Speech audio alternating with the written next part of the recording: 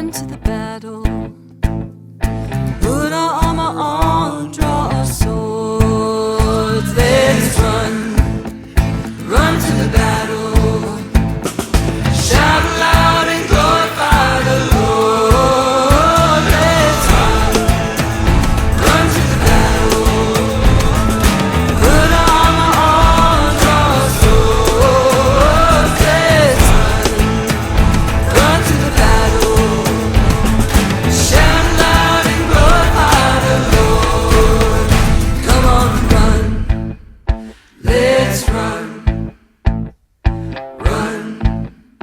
Let's run. Run.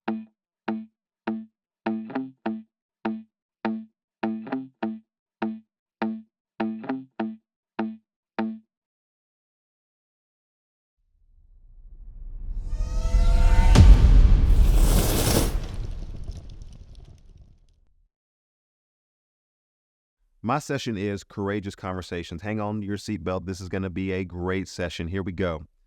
The artist and rapper known as Lecrae. Of course, as a music guy, I have to put some music people in here. So I could have quoted a lot of people, but I quoted Lecrae on this one. Lecrae said, "Christianity is the truth about everything.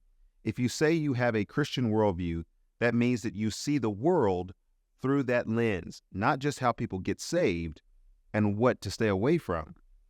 Lecrae, I think, was absolutely right, and he's picking up on what a lot of philosophers and people have talked about and put it in modern English language. It's this idea that your worldview informs everything that you do. Some courageous conversations are built upon the foundation of Scripture. I truly believe that. In Colossians chapter 1, verses 15 through 21, in understanding who Jesus is, we then understand if Jesus is, and we believe this, who the Scriptures say he is and has the authority that the Scriptures say that he has and he does, then that informs what we believe about Jesus and what we believe that Jesus has called us to do. A couple of verses of Scripture. First is Colossians chapter 1, verses 15 through 21. He is the image of the invisible God, the firstborn of all creation. For by him all things were created in heaven and on earth, visible and invisible, whether thrones or dominions or rulers or authorities, all things were created through him and for him. And he is before all things, and in him all things hold together. And he is the head of the body, the church. He is the beginning, the firstborn from the dead, that in everything he might be preeminent. For in him all the fullness of God was pleased to dwell, and through him to reconcile to himself all things, whether on earth or in heaven, making peace by the blood of his cross. Another verse is Romans chapter 12, verse 2. Paul says, "I appeal to you, therefore, brothers, by the mercies of God, to present your bodies as a living sacrifice, holy and acceptable to God, which is your spiritual worship. Do not be conformed to this world, but be transformed by the renewal of your mind, that by testing you may discern what is the will of God and what is good and acceptable and perfect." So let's talk about this in reference to worldview conversations. The first one that we would just trot out there out the gate. This is dinner time. You're coming to dinner now with Erskin and sitting around the table with Erskin and family. We would talk about the difference between men and women. And we would talk about the clarity of how God defines a man and a woman. Man, if you want to get in trouble in society, you start talking like that anywhere in public, and you'll have people looking at you like you're crazy. But God is not crazy. His design in the book of Genesis very early on is that God created man, God created woman, and that he created them in his image to rule in response to the creation that has been given. We have those conversations around our dinner table, almost astounded, but not really astounded once you get to Genesis chapter 3, that the world is so confused about these issues and so confused about the boundaries by which God gives. Now, let me be clear about this. The boundaries and the definitions that God gives us in relationship to man and woman are there to help us to flourish. He gives us those boundaries, and he gives us our identity, our gender, so that we can flourish in the world and have the opportunity to grow in our relationship to him and our relationship to one another. We are wonderfully made, and yet in Genesis chapter 3, it tells us that we're fallen. And so the fact that people think differently, the fact that people respond differently in the world should come as no surprise whatsoever. We're fallen, but glorious. As God takes those who have been rebellious against him and redeems them and brings them into a relationship with him through Jesus Christ, the things that we heard about and read about in Colossians chapter 1 about who Christ is and how creation is keyed to who Jesus is, that becomes vitally important as you begin to think about these definitions and boundaries that God has given. These definitions and boundaries are there to help us to grow and to understand who God is and to make him known. Well, let's just jump to another topic that we have at our dinner table as we think about this in the context of here's dinner time, here's our fireside chat with Erskin, sexuality versus perversity.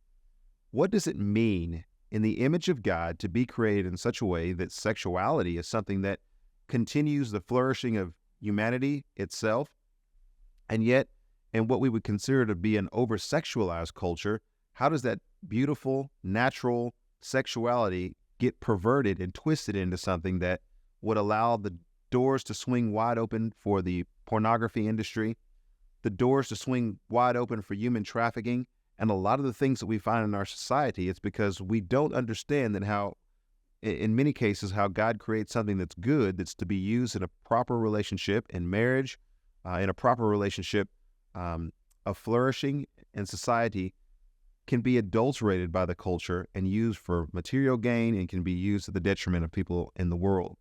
And so we have those kind of conversations at our dinner table.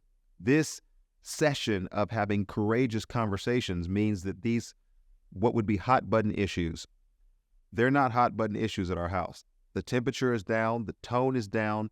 This is just a normal flow of conversation. And one of my parenting techniques and methodologies would be, these are normal conversations that the world is not willing to have.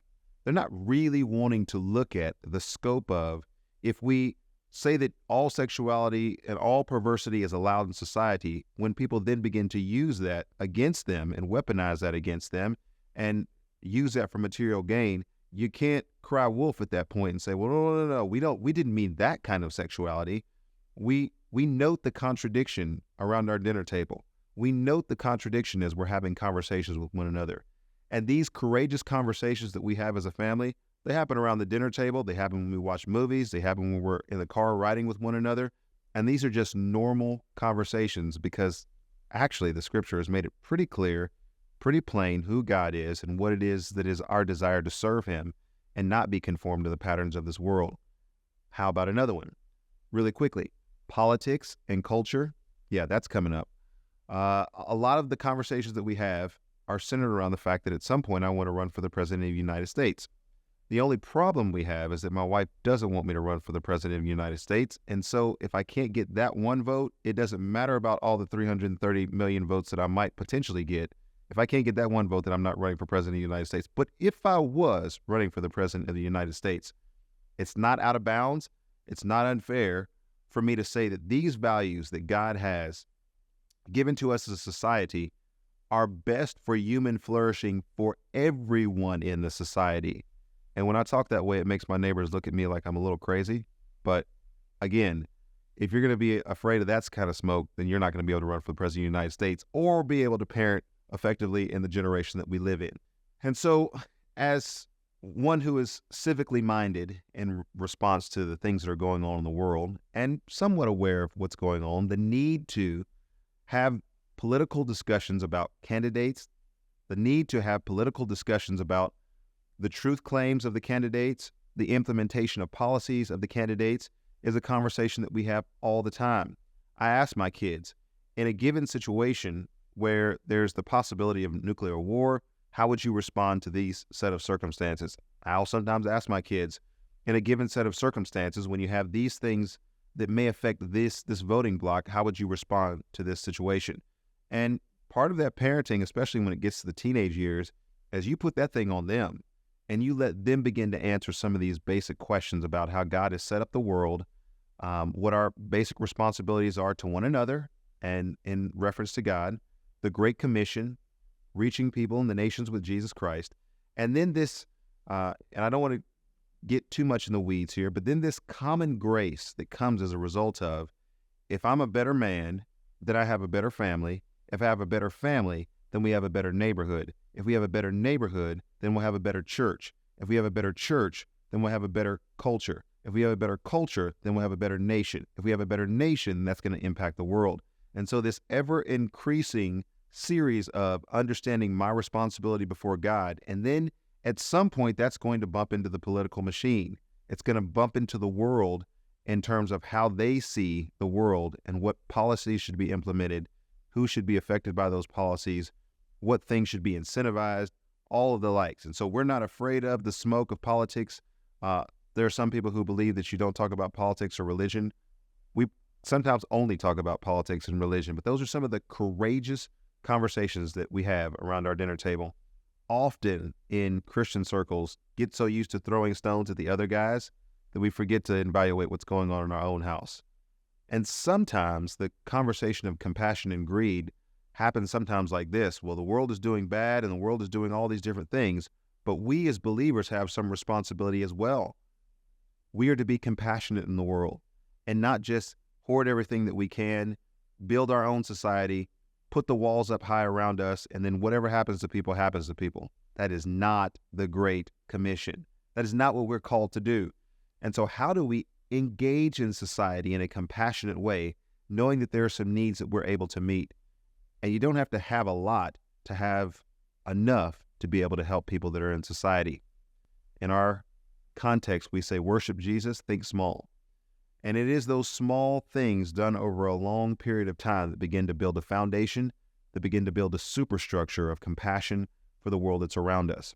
And so in some of these courageous conversations, they change all the times. There's all the times things that are coming in and out of the cultural lens and the cultural zeitgeist or spirit of the age that our kids hopefully will be equipped to be able to answer as we make these kind of courageous conversations normal around our dinner table. I can only imagine that when they're with their friends and when they're hanging out with one another, you remember how it was when you were young.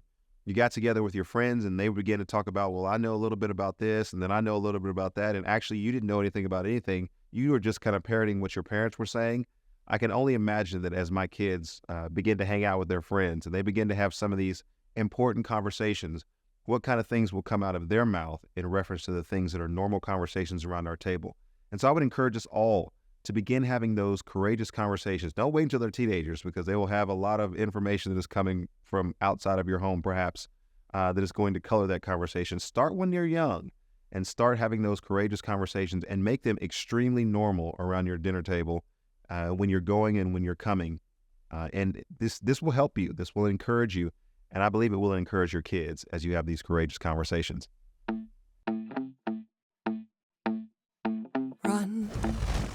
Run to the battle. Put your armor on, draw your sword. Let's run to the battle.